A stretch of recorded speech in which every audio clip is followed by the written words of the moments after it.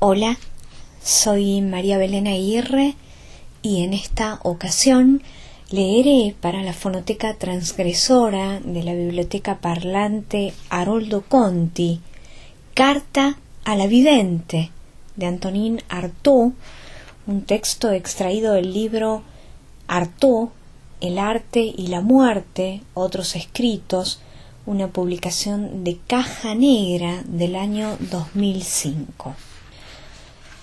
Bueno, que lo disfrutes. Carta a la Vidente, de Antonin Artaud, a André Breton. Señora, vive usted en una habitación pobre, inmersa en la vida. En vano uno querría oír al cielo murmurando en sus cristales. Nada, ni su aspecto, ni el aire, la separan de nosotros, pero sí una puerilidad más profunda que la experiencia nos lleva a cortajear interminablemente y a alejar su figura y hasta los contactos de su vida. Con el alma desgarrada y sucia, sabe que sólo una sombra pongo ante usted, pero no tengo miedo de ese terrible saber. Sé que usted se encuentra en todos los nudos de mí mismo y mucho más cerca de mí que mi madre. Y yo estoy como desnudo ante usted, desnudo, impúdico y desnudo, erguido, y como una aparición de mí mismo, pero no con vergüenza, puesto que para su ojo que vertiginosamente corre por mis fibras, realmente el mal carece de pecado. Nunca me sentí tan preciso, tan aglutinado, tan seguro incluso más allá del escrúpulo, más allá de toda malignidad que me viniera de los otros o de mí mismo, y también tan perspicaz. Añadía usted la punta ígnea, la punta de estrella al hilo tembloroso de mi vacilación, ni juzgado, ni juzgándome a mí, entero sin hacer nada, integral sin esforzarme, de no ser por la vida, era la felicidad.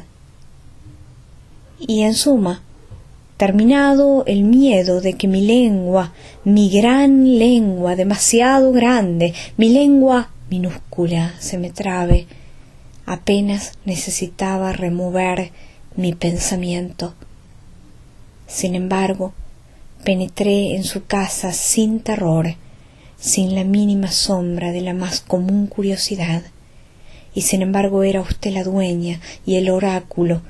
Habría podido aparecérseme como el alma misma y el Dios de mi espantoso destino, poder ver y decirme que nada sucio o secreto se ennegrezca, que todo lo sepultado se descubra, que lo reprimido finalmente se despliegue para el ojo sabio y desplegado de un juez absolutamente puro, de aquel que discierne y dispone, pero que incluso ignora que pueda agobiarla. La luz perfecta y suave donde el alma ya no hace sufrir, que sin embargo está infectada de dolor, la luz sin crueldad ni pasión, donde ya no se revela más que una sola atmósfera, la atmósfera de una piadosa y serena, una inapreciable fatalidad. Sí, cuando la veía, señora, ya no temía mi muerte. Muerte o vida, ya no veía más que un gran espacio plácido donde se disolvían las tinieblas de mi destino. Realmente estaba a salvo, liberado de toda miseria, porque hasta mi miseria venidera me resultaba dulce. Si por milagro debiera temer la miseria en mi futuro, para mí Mi destino no era ya esa ruta encapotada y que sólo puede encubrir el mal. Había vivido temiéndolo eternamente y a distancia, lo sentía a mi lado y desde siempre acurrucado en mí. Ningún alboroto violento perturbaba mis fibras de antemano. Ya había sido atacado y trastornado en exceso por la desdicha. Mis fibras sólo registraban un inmenso bloque uniforme y suave, y poco me importaba que ante mí se abriesen las puertas más terribles. Lo terrible ya estaba a mis espaldas, y aunque mal, mi futuro cercano sólo me alcanzaba como una discordia armoniosa, una serie de cimas invertidas y hundidas, embotadas en mí. Usted, señora, sólo podía anunciarme la nivelación de mi vida. Por lo que por encima de todas las cosas me tranquilizaba no era esa certeza profunda, atada a mi carne, sino realmente el sentimiento de la uniformidad de todas las cosas, un absoluto magnífico. Sin duda, había aprendido a acercarme a la muerte, y por eso todas las cosas, hasta las más crueles, sólo se me aparecían bajo su aspecto de equilibrio, en una perfecta indiferencia de sentido. Pero también había otra cosa, y era que ese sentido, indiferente por lo que respecta a sus efectos inmediatos sobre mi persona, de todos modos estaba coloreado en algo bueno. Yo acudía a usted con un optimismo integral, un optimismo que no era una inclinación del espíritu, sino que venía de ese conocimiento profundo del equilibrio en el que estaba inmersa toda mi vida venidera, equilibrada por mi pasado terrible y que se introducía sin traqueteos en la muerte. Yo conocía de antemano mi muerte como la culminación de una vida finalmente plana y más dulce que mis mejores recuerdos. Y la realidad aumentaba a ojos vistas, se amplificaba hasta ese soberano conocimiento en que el valor de la vida presente se desmonta bajo los golpes de la eternidad. Ya no era posible que la eternidad me vengara de ese sacrificio encarnizado de mí mismo, y en el que yo no participaba. Y mi porvenir inmediato, mi porvenir a partir de ese minuto en que por primera vez penetraba en un círculo, ese porvenir precisamente también pertenecía a la muerte. Y por lo que a usted respecta, entonces, desde el primer instante, su aspecto me resultó favorable. La emoción de saber era dominada por el sentimiento de la mansedumbre infinita de la existencia. Nada malo para mí podía provenir de esos ojos azules y fijos por los que usted inspeccionaba mi destino. Nota. Nada puedo contra eso. Tenía ese sentimiento ante ella. La vida era buena porque esa vidente estaba ahí. La presencia de esta mujer era para mí como un opio, más puro, más leve, aunque menos sólido que el otro, pero mucho más profundo, más vasto, y que abría diferentes arcos en las células de mi espíritu.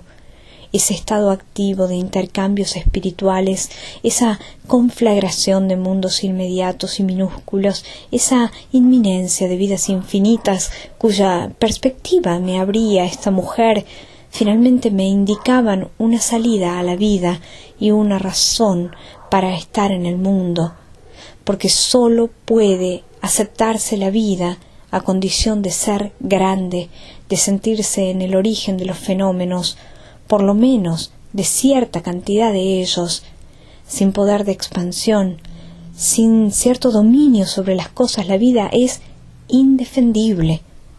Una sola cosa es exaltante en el mundo, el contacto con las potencias del espíritu. Sin embargo, ante esta vidente se produjo un fenómeno bastante paradójico. Ya no experimento la necesidad de ser potente ni vasto. La seducción que ella ejerce sobre mí es más violenta que mi orgullo y momentáneamente me basta con cierta curiosidad. Estoy dispuesto a abdicarlo todo ante ella. Orgullo, voluntad, inteligencia. Sobre todo inteligencia. Esa inteligencia que es todo mi orgullo. Por supuesto, no hablo de cierta agilidad lógica del espíritu, de la capacidad de pensar rápido y crear esquemas veloces sobre los márgenes de la memoria. Hablo de una penetración, a menudo a largo plazo, que no requiere materializarse para satisfacerse y que indica profundos puntos de vista del espíritu.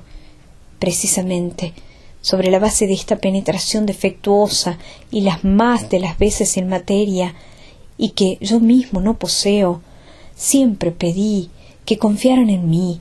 Así debieran hacerlo 100 años y el resto del tiempo contentarse con silencio. Yo sé en qué limbo se encontrara esta mujer. Aquí sondeo un problema que me acerca al oro, a toda materia sutil, un problema abstracto como el dolor, que carece de forma y que tiembla y se volatiliza al contacto con los huesos. Fin de nota. Toda la vida se me convertía en ese dichoso paisaje donde los sueños giratorios se nos presentan con la cara de nuestro yo.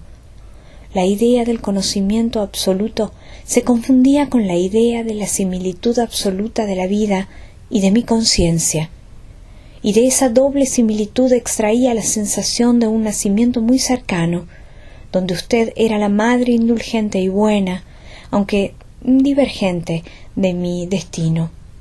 Nada me resultaba más misterioso en el hecho de esa videncia anormal, donde los gestos de mi existencia pasada y futura se pintaban a usted con un sentido repleto de advertencias y relaciones.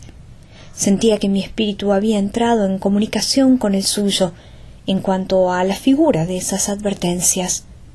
Pero en suma, señora, ¿qué son entonces esos parásitos de fuego que repentinamente se deslizan en usted y por artificio de qué atmósfera inimaginable? Porque finalmente usted ve y sin embargo el mismo espacio desplegado nos rodea. Lo horrible, señora, está en la inmovilidad de esos muros, de esas cosas, en la familiaridad de los muebles que la rodean, de los accesorios de su adivinación, en la indiferencia tranquila de la vida en la que usted participa igual que yo. Y sus ropas, señora, esas ropas que tocan a una persona que ve, su carne, todas sus funciones. No puedo acostumbrarme a esa idea de que está sometida a las condiciones del espacio, del tiempo, que pesan sobre usted las necesidades corporales. Para el espacio, usted debe ser demasiado ligera. Y por otra parte, se me aparecía tan linda, y con una gracia tan humana, tan de todos los días, linda como cualquiera de esas mujeres cuyo pan y espasmo estoy esperando y que me elevan hacia un umbral corporal. A los ojos de mi espíritu, usted carece de límites y de bordes. Es absoluta, profundamente incomprensible. Porque, ¿cómo se adapta a la vida usted que tiene el don inmediato de la visión?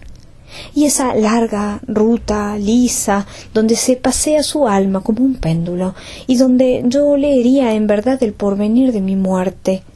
Sí, todavía hay hombres que conocen la distancia entre un sentimiento y otro, que saben crear espacios e interrupciones a sus deseos, que saben alejarse de sus deseos y de su alma para luego volver falsamente como vencedores. Y están esos pensadores que rodean penosamente sus pensamientos, que introducen apariencias en sus sueños, esos sabios que desentierran leyes con piruetas siniestras. Pero usted, deshonrada, despreciada, sobrevolando por encima de todo, usted pone una chispa a la vida. Y he aquí que la rueda del tiempo se inflama de un solo golpe a fuerza de hacer rechinar los cielos. Usted me toma de pequeñito, barrido, rechazado y tan desesperado como usted misma, y me alza, me retira de ese lugar, de ese espacio falso donde ya ni siquiera se digna a hacer el gesto de vivir, porque alcanzó la membrana de su descanso.